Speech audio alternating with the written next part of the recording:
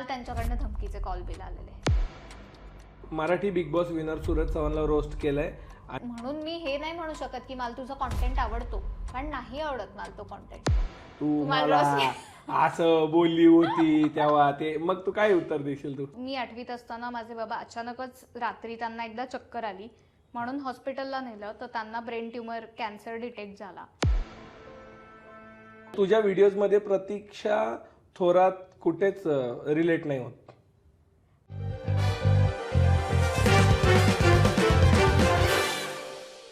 नमस्कार, गप्पा गोष्टी मराठी पॉडकास्ट चॅनलमध्ये तुमच्या सर्वांचं सहर्ष स्वागत. आज मी एक अशा व्यक्तीला तुम्हाला भेटायला घेऊन आलोय की जिच्या बोलण्याच्या स्टाईलवरूनच तुम्ही तिला ओळखताल. नमस्कार, मी नेहा कुलकर्णी घेऊन आली आहे मॉर्निंग मोटिवेशन. नेहा, तुला स्टुडिओ कसा वाटला?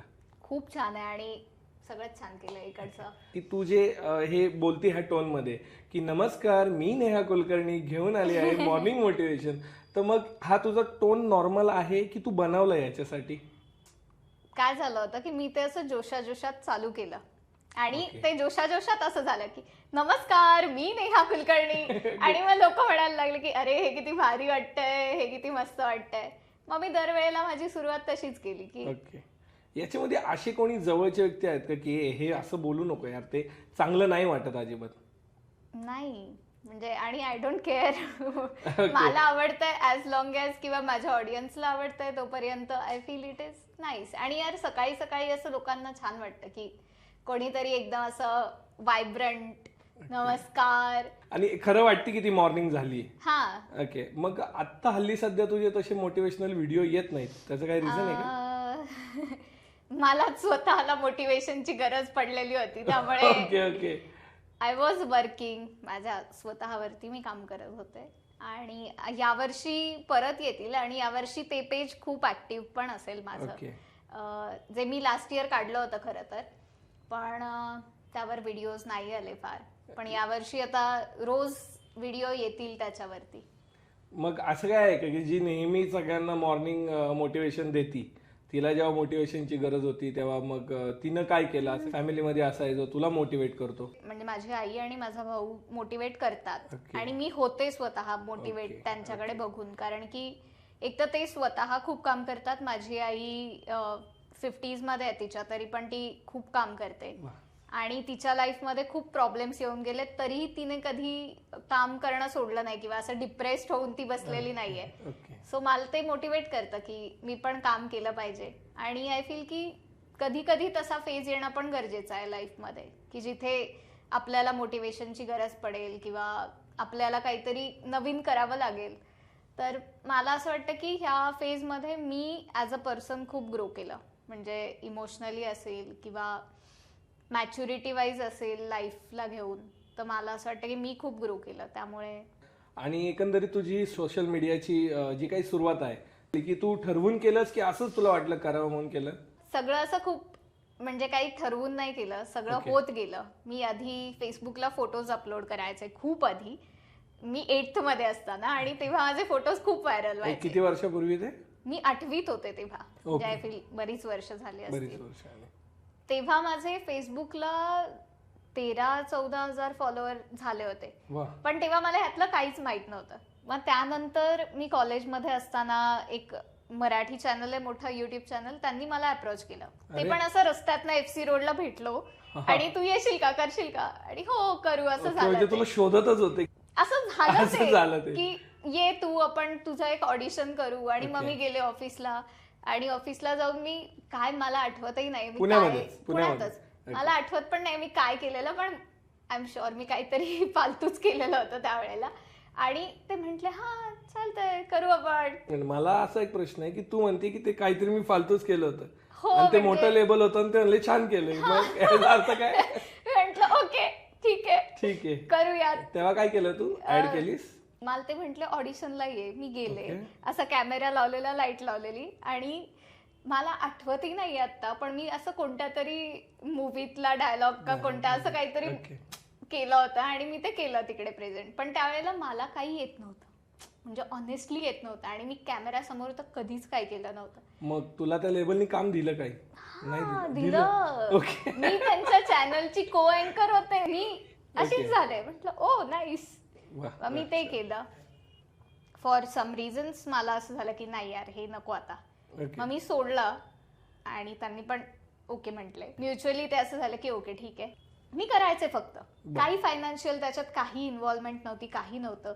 आणि मग त्याच्यानंतर फायनान्शियल इन्व्हॉल्वमेंटचा जेव्हा विषय आला त्यावेळेला मला असं झालं की हे नाही करायचंय मला. म्हणजे मला असं आहे की मला फक्त दिसण्यावर लोकांनी नाही ओळखलं पाहिजे, हे माझं आहे. तर मी तुमच्याच चॅनलला माझा सेगमेंट चालू करते. पण मग त्यांचं असं झालं की नाही नको, असं नको, म्हणजे जे चाललंय तेच करूयात किंवा अशा टाईपमध्ये. तर मला असं झालं की नाही यार हे आता मला नाही करायचं, की जिथे मला लोक फक्त दिसण्यावरून ओळखतात, असं मला झालं. तेव्हा असं तुला वाटलं का की अरे कलेची किंमत कमी आणि दिसण्याची किंमत हा, जास्त आहे? मी त्यानंतर काय केलं, मी ते सोडलं. म्हणजे ते सोडण्याच्या एक 6-7 महिन्यांआधी मी नाट्यशास्त्र शिकायला लागले. कुठे?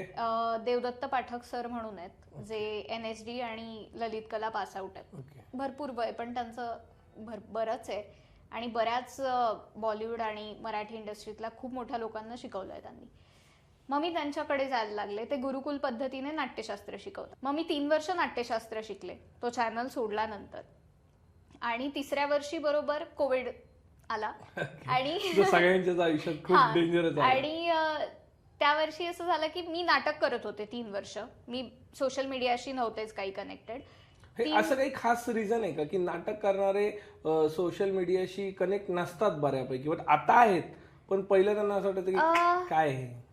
एक तर गोष्ट आहे की नाटक करणाऱ्याला कधी हे नाही आवडत. म्हणजे जो लिपसिंग वगैरे नाही, जो नाट्यकर्मी खरोखर आहे की ज्याला बाबा नाटक केलंय त्याने पॅशनेटली, त्या व्यक्तीला कॅमेरावाला काहीच नाही आवडत. म्हणजे इव्हन असे खूप कलाकार आहेत की ज्यांना मूवीज पेक्षा जास्त पण नाटकच आवडतं. आणि त्याचं रिझन आहे की नाटक ही लाईव्ह करण्याची, परफॉर्म करायची गोष्ट आहे, जिथे समोर ऑडियन्स असतो, तुम्ही समोर परफॉर्म करता, तुमच्याकडे फक्त एक चान्स असतो की तुम्हाला ते परफेक्शननीच करायचंय आणि तुम्ही समोर बघता की ऑडियन्स कसा रिॲक्ट करतोय. म्हणजे बऱ्याचदा असं नाटक पडणं वगैरे होतं तर ऑडियन्स खालून लिटरली बोंब ठोकतो की हे काय चाललंय आणि तुम्हाला दिसतं ते. तर तुझ्यावर झालंय कधी? नाही झालं. माझे गुरु खूप चांगले होते त्यामुळे खायचे शिव्या पण एकट्यात खायचे त्यांच्याकडून. स्टेजवर कधी असं नाही झालं. असं आहे का रे? म्हणजे मला जेवढं माहिती आहे थिएटरवाल्यांना इंस्टाग्रामरांचा खूप, म्हणजे हे रील स्टार जे म्हणतात त्यांचा खूप राग येतो, असं आहे का काही खरंच? इंडस्ट्रीमध्ये आहे, थिएटरचं माहित नाही, पण हे जे ऍक्टर्स वगैरे आणि त्यांना फार आहे. मला सांग तू की मराठी अभिनेता किंवा अभिनेत्री जे आहेत त्यांचे खूप छान छान मूवी येतात, पिक्चर येतात, तर त्यांना हे जे इन्फ्लुएन्सर आहेत इंस्टाग्रामवरती लिपसिंग करणारे असो या कोणी असो, त्यांची प्रमोशनसाठी मदत घ्यावी लागते आणि त्यांना ते पटत पण नाही. मग काय म्हणजे असे बोललेले पण लोक आहेत. काय म्हणजे फंडा काय असं असतं की आम्ही अख्खा फिल्म केला आणि हे एका मिनिटाचे 80,000 90,000 घेतात, लाखभर घेतात, 1.5 लाख घेतात. इंस्टाग्रामवरती तुला आवडलेला एखादा इन्फ्लुएन्सर सांग मला, किंवा आवडलेली. अर्जुन पांडे. कशा रिलेटेड करतो व्हिडिओ तो? फनी रील्स करतो, फनी सिरियस पण आहेत त्याच्या, पण जबरदस्त केलेत त्याने रील्स. इंस्टाग्रामवरती मी जेवढी तुझी प्रोफाईल पाहिली आहे तर तू मेकअप आर्टिस्टच्या विरोधांमध्ये खूप व्हिडिओ करतेस असं मला वाटतं बघण्यातनं. तर नक्की काय विषय हा? ऍक्च्युली विरोधात काहीच नाहीये, ठीक आहे. मी फक्त त्यांचं जनरल ऑब्झर्वेशन केलंय की मेकअप आर्टिस्ट कसे राहतात, काय बोलतात, अशा टाईप. मला एक सांग की त्यामध्ये तुझं एक नाव कॉमन आहे की मुन्नी. हो. मग अशी कोणी मुन्नी आहे का जिचा तुला राग येतो म्हणून तू मुन्नी नाव ठेवलंय? मला असं झालं की काय नाव ठेवू आणि मग असं आम्ही वेगवेगळी नावं काढली, पिंकी विंकी हे ते. मग मला असं ते गाणं सुचलं, ओय मुन्नी रे ओय मुन्नी रे. मला असं वाटलं की हे छान जातंय, सो मुन्नी असं केलं. बरं, मग तुझे बरेच मेकअप आर्टिस्ट मुली ओळखीच्या असतील, मैत्रिणी असतील, मग त्या तुला कधी अशा काही बोलत नाही का की काय करतेय तू, काय बनवतेय? बरेच जण आहेत की ज्यांना असं वाटतं की मी प्रतीक्षाला कॉपी करतेय किंवा मग काय तिच्याबद्दल व्हिडिओ करते. पण प्रतीक्षा थोरात तुला कमेंट करते, खूप भारी कमेंट करते तुझ्या व्हिडिओजला, कमेंट असते. म्हणजे ह्या अख्ख्या फील्ड मध्ये असं जर असेल ना की कोणीतरी माझी खरंच मैत्रीण आहे, ओके, हे व्हिडिओ सगळं सोडून, तर मला ती खरंच माझी खूप चांगली मैत्रीण आहे आणि मी तिला ह्या इंस्टाग्रामच्या खूप आधीपासून ओळखते. तुझ्या व्हिडिओज मध्ये प्रतीक्षा थोरात कुठेच रिलेट नाही होत. लोक म्हणतात असं की तू तुला तिच्यावरच काय वाटतं? करतेय. तू काय नाही करते? नाही अजिबात नाही नाही नाही. ह्या सगळ्या सर्कल मध्ये कित्येक जण मेकअप आर्टिस्ट आहेत. बरं. म्हणजे मुंबईची प्रियंका आहे, बनी आहे, खूप जण आहेत म्हणजे ह्या सर्कल मधले. आणि ते सगळे माझे मित्रमैत्रिणी आहेत. Okay okay. म्हणजे त्यांना पण माहितीये की हे काय पर्सनल नाहीये, हे कॉन्टेंट आहे. बर आणि म्हणजे मी काही कोणासाठी करत नाही, मी माझ्यासाठी करते. बर. सो जर कोणी पर्सनल घेत असेल तरी तो त्याचा त्याचा प्रश्न प्रश्न. आहे. आणि कोविड आला, मग माझी आई म्हटली की नुसती काय बसून राहतेस बाई, काहीतरी कर आता. आणि कर कर कर असं पुश करून करून मग मी आणि माझ्या भावाने युट्यूब चॅनलवरती माझ्या स्किट करायला स्टार्ट केली. मग मी आणि तो आधी स्किट करायचो. आणि त्यानंतर माझी आजी गेली कोविडमध्ये. ती गेल्यानंतर मी खूप डिप्रेस्ड अशी होते, कारण माझे बाबा पण नाही आहेत. तर मला जवळची व्यक्ती माझ्या आई आणि भावा व्यतिरिक्त एकच होती, ती माझी आजी होती. मग ती गेल्यानंतर मला खूप असं डिप्रेस्ड फील झालं. म्हणून मी एक स्टोरी शूट केली माझ्या गावाला गच्चीवरती. माझा फोन पण फार बेसिक भंगार होता कॉलेज, पण मी शूट केला आणि शेअर केला. आणि शेअर केल्यानंतर तो व्हिडिओ एका तासाभरातच त्याला असे खूप लाखोमध्ये शेअर, तो असा खासदारांनी, मंत्र्यांनी वगैरे ट्विटरला शेअर केलेला. आणि हे मला नंतर कळलं इन्स्टाला, IGTV. आणि तो इतका व्हायरल झाला की मला असं वाटलं की भाई ये तर चल रहा है. मग मला असं झालं की मला मोटिवेशनची गरज होती म्हणून मी शूट केला होता. आणि हे तर लोकांना अजून जास्त गरज, लोकांनाच मोटिवेट झाले ते, ज्याची गरज तुला होती ते. मग त्यामुळे मी स्टार्ट केले ते व्हिडिओज. आणि मग सोशल मीडिया चालू झालं. मग मला कळलं की बापरे, याच्यात एवढा पैसा पण होता, मी एवढे वर्ष असंच करतेय काहीतरी. आणि मग मी प्रोफेशनली लक्ष द्यायला लागले त्याच्यामध्ये. मध्ये एक तू मूवी पण केलास ना? सो आईच्या गावात मराठीत बोल नावाचा फिल्म केला मी, ज्याच्यामध्ये ओमी वैद्य म्हणजे 3 इडियट्स मधला चतुर लीड मध्ये होता. आणि माझ्या अपोजिटला पार्थ भालेराव होता. आणि सगळीच स्टार कास्ट होती, म्हणजे मी एकटीच त्याच्यामध्ये नवी कलाकार होते. आणि मस्त एक्सपिरियन्स होता. म्हणजे फर्स्ट टाइम केला तर अर्थात की तो फिल्म माझ्या नेहमी जवळचा असेल, की ते मी आयुष्यात पहिल्यांदा मोठं काम केलं. ओव्हरऑल शूटिंगचा एक्सपिरियन्स मस्त होता. म्हणजे युट्यूब आणि इंस्टाग्राम या 2 प्लॅटफॉर्म पैकी तुला कोणता प्लॅटफॉर्म आवडतो? मला युट्यूब आवडतं. कारण काय त्याचं? युट्यूबचं फॅन, युट्यूब पैसे देतं, इंस्टाग्राम पण देतं. Okay okay. युट्यूबचा जो फॅन बेस आहे ना, तो खूप लॉयल आहे. मला असं वाटतं की 1 मिनिटामध्ये एकतर काहीतरी कॉन्सेप्ट असते, त्यावर आपण करतो. त्यातनं आपली रिअल पर्सनॅलिटी नाही कळत, किंवा आपले ओपिनियन काय आहेत, आपला स्वभाव काय, काहीच कळत नाही. पण युट्यूबला जेव्हा आपण 10-20 मिनिटाचे व्हिडिओ करतो, तेव्हा आपल्या ऑडियन्सला कळतं की हा माणूस खरा कसा आहे, किंवा ह्याची मतं काय आहेत. खूप प्रॅक्टिकल नाही वागू शकत माणूस युट्यूब वरती, कारण की ते मोठ्या व्हिडिओज असतात. त्याच्यामुळे वागू शकतो, म्हणजे मी पाहिली आहेत अशी लोक की जी वागतात. किंवा फिरून फिरून कुठल्या तरी एक मोठ्या पॉइंट वर येते बरं का? नाही, असं काही नाहीये. पण तुला याचा खूप चांगला अनुभव आहे असं तुझ्या बोलण्यात वाटतं क्लिअर? नाही म्हणजे, पण हो, पण म्हणजे तू 3 इंटरनॅशनल ट्रिप केल्यात आतापर्यंत. एक दुबई केलंय, व्हिएतनाम केलंय आणि थायलंड केलंय. याच्यातलं सगळ्यात जास्त मजा कुठं आली तुला? म्हणजे मला सगळ्यात जास्त आवडलेली कंट्री व्हिएतनाम आहे, कारण की खूप असं चिल सगळं चालतं तिकडे.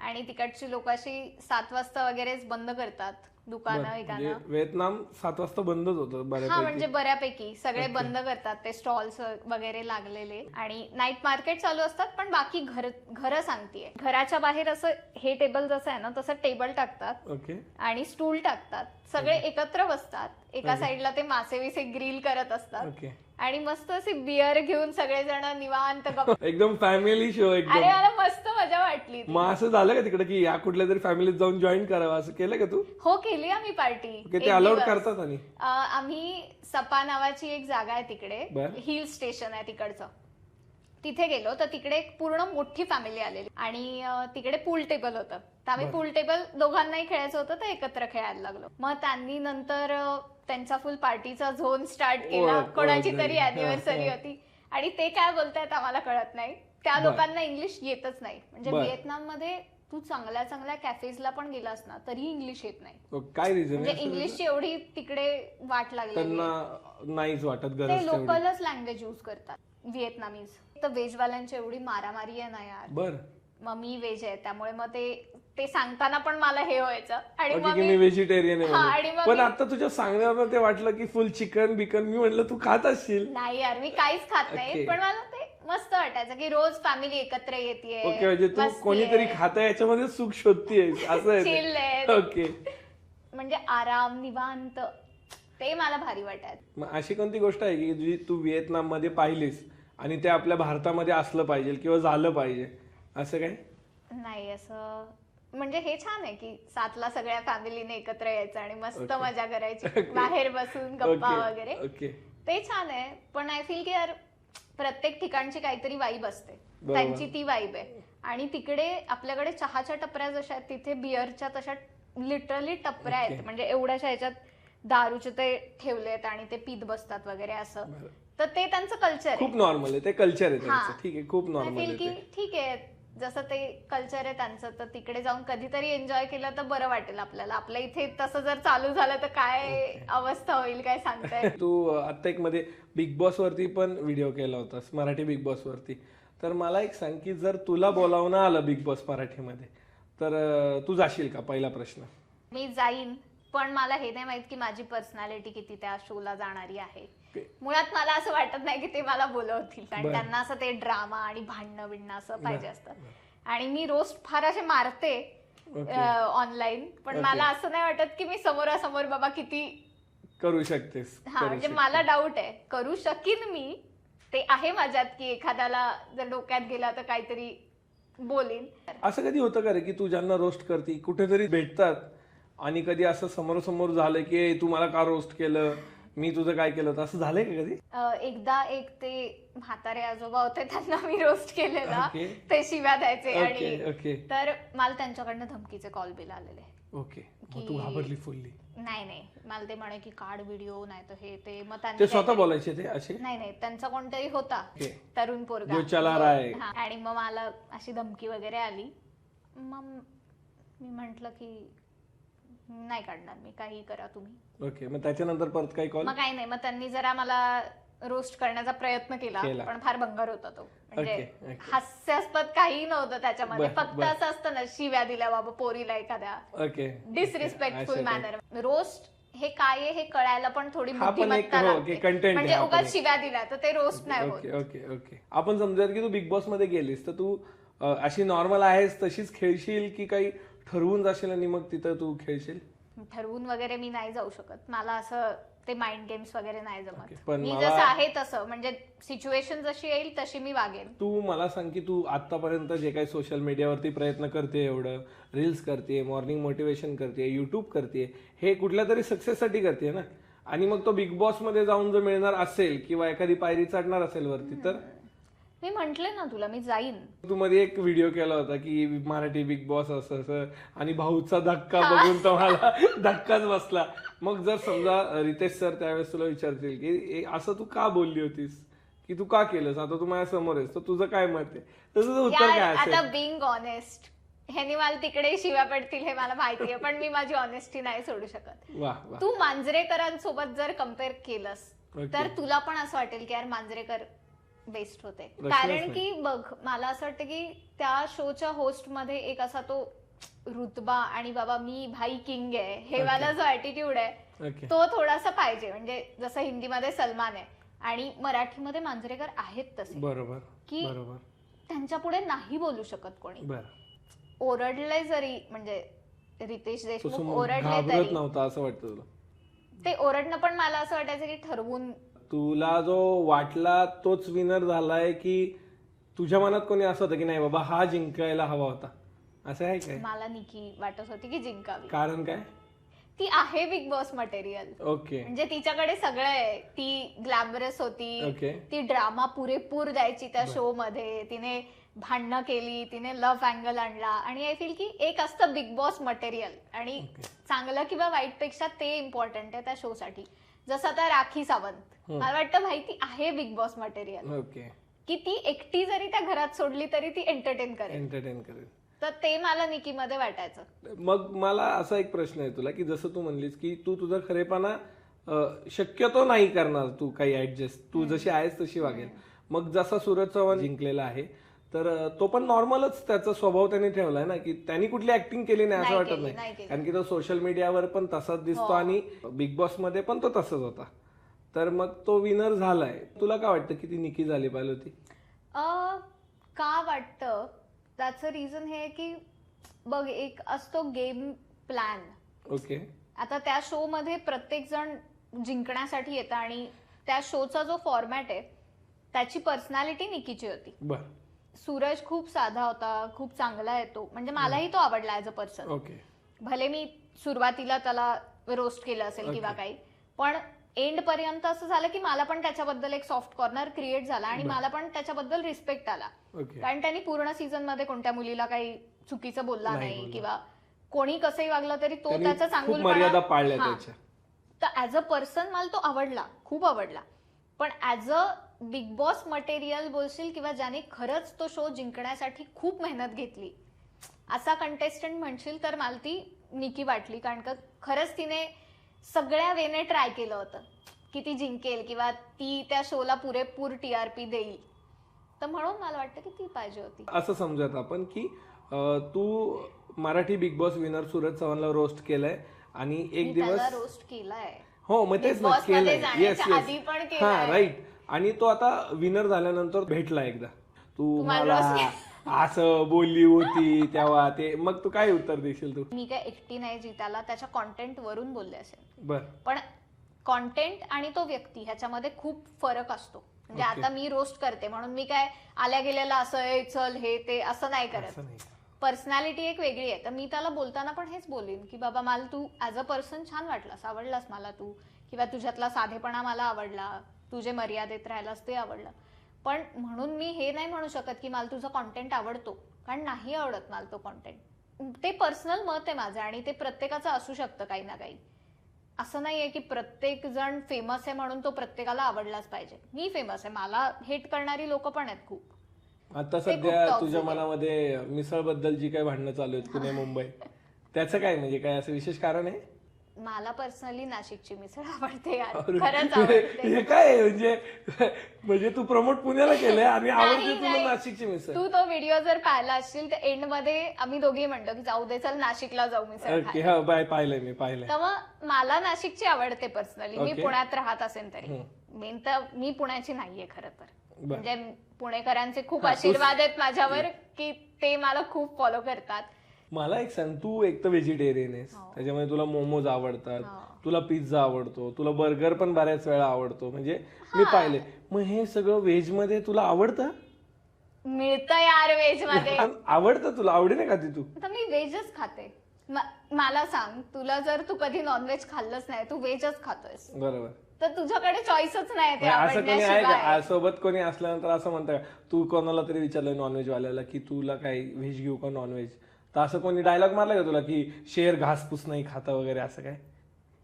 खूप जण बोलतात, ठीक आहे. आणि मला पर्सनली त्यांच्या डोक्यातच जातं, कारण की मला माझं पर्सनल मत आहे, ठीक आहे, ऑफेंड नका होऊ कोणी, पण काहीही नॉनव्हेज असेल तरीही त्याला व्हेज गोष्टीनेच चव येते. बर. नॉनव्हेज मध्ये तुम्ही भाज्या टाकता, काही प्युरी असेल काय असेल टाकता, मसाले टाकता, वरनं तुम्हाला कोथिंबीर लिंबू पाहिजे, कांदा पाहिजे, म्हणजे चव तुमची बेसिकली व्हेजनी येते. तुझी आवडती भाजी कोणती आहे सर्वात? पावभाजी सोडून सांगा, ती तुझी फेवरेट आहे मला माहिती आहे. मी आणि पावभाजी हे परफेक्ट कॉम्बिनेशन आहे. मला कोणी नसलं तरी काही फरक नाही पडत. मग मी ऐकलाय तो पॉडकास्ट, त्याच्यामध्ये तू जो एक किस्सा सांगितलाय तो खूप जास्त मनाला लागतो. त्याच्यामध्ये तो बसचा किस्सा होता, तर तो नक्की काय होता किस्सा? माझ्या बाबांशी खूप जास्त कनेक्टेड होते. मी 8वीत असताना माझे बाबा अचानकच रात्री त्यांना एकदा चक्कर आली म्हणून हॉस्पिटलला नेलं, तर त्यांना ब्रेन ट्युमर कॅन्सर डिटेक्ट झाला आणि लगेच 3ऱ्या दिवशी वगैरेच आम्ही ऑपरेशन केलं. मग त्यातून ते बरे झाले, 1-1.5 वर्ष ते बरे झाले आणि परत डिटेक्ट झाला. आणि त्यावेळेला डॉक्टरने सांगितलं की मी सांगूच नाही शकत, म्हणजे 6 महिन्यात कधीही हे जाऊ शकतात. पण शेवटी असतं ना की आपण नाही विश्वास ठेवत ह्या गोष्टींवर. आपला माणूस काहीही करून पूर्ण प्रयत्न करतो आपण त्याला. तर ते केलं आम्ही, खूप केलं. माझ्या आईने खूप जास्त प्रयत्न केले, खूप जास्त टफ पिरियड होता. मी शाळेत जाताना असं प्रार्थना करून जायचे की देवा मी घरी येईतोपर्यंत परत माझ्या बाबांना बरं ठेव. मी सकाळी जाताना बाबांशी बोलून जायचे माझ्या ते काहीच बोलायचे नाहीत कारण ते बेड रिडन होते, त्यांना बोलता नाही यायचं काहीच नाही. आणि ते लास्टला विसरायला लागले होते. मी शाळेतून येऊ दे फक्त. आणि मग एक दिवस असं झालं की मी शाळेमध्ये होते आणि दुपारी वगैरे माझा आत्याचा मुलगा मला घ्यायला आला, पण तरी मला असं काही नाही वाटलं की असं काही झालं असेल. म्हणजे मी खूप अशी फन अशी हसत हसत खेळत खेळत येत होते आणि मला असं वाटलं का हा बोलवतोय मला, असं का घेऊन चाललाय वगैरे. तर त्यांनी मला काहीतरी रिझन दिलं, तो काही बोलला नाही. मग मला माझ्या प्रिन्सिपलच्या केबिनमध्ये नेलं आणि मग त्यांनी माझ्यासोबत जेव्हा एक मॅम दिल्या ना, तेव्हा मला असं झालं की हे काहीतरी मला आता वेगळं वाटतंय, सिरियस वाटतंय. असं गेले म्हणजे माझे बाबा त्या दिवशी. आणि त्यानंतर पण माझे बाबा काय व्हायचं की त्यांना रात्री दुखायचं की काय व्हायचं माहित नाही, पण ते कधी कधी ओरडायचे असे रात्री. आणि रात्री त्यांना सलाईन्स लावायचे असायचे वगैरे. तर मी पण 2-4दा असं केलं होतं ते घरी बघून. तर मला रात्री सलाईन लावायची स्वतः? हा, म्हणजे ते 8वीत असताना. हो, म्हणजे आई सोबत कडून मी शिकलेले असं.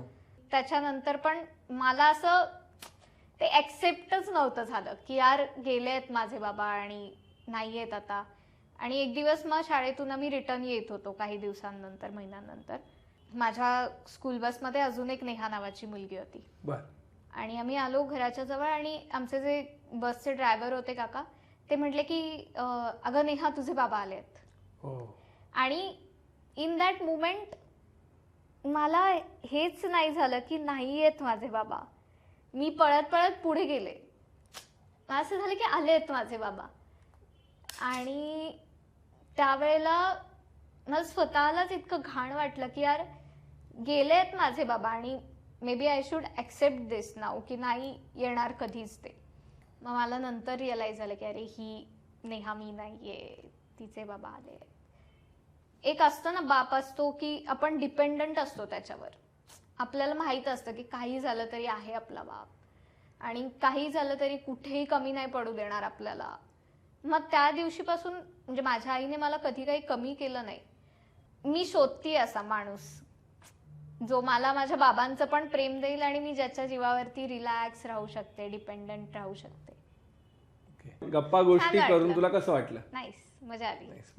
मित्रांनो, या चॅनलला लाईक करा, हा व्हिडिओ शेअर करा, या व्हिडिओला लाईक करा, हा व्हिडिओ शेअर करा, चॅनलला सबस्क्राईब करा आणि भरभरून प्रेम द्या. आणि अशाच गप्पा गोष्टी पुढे पण हा आणत राहील तुमच्यासाठी.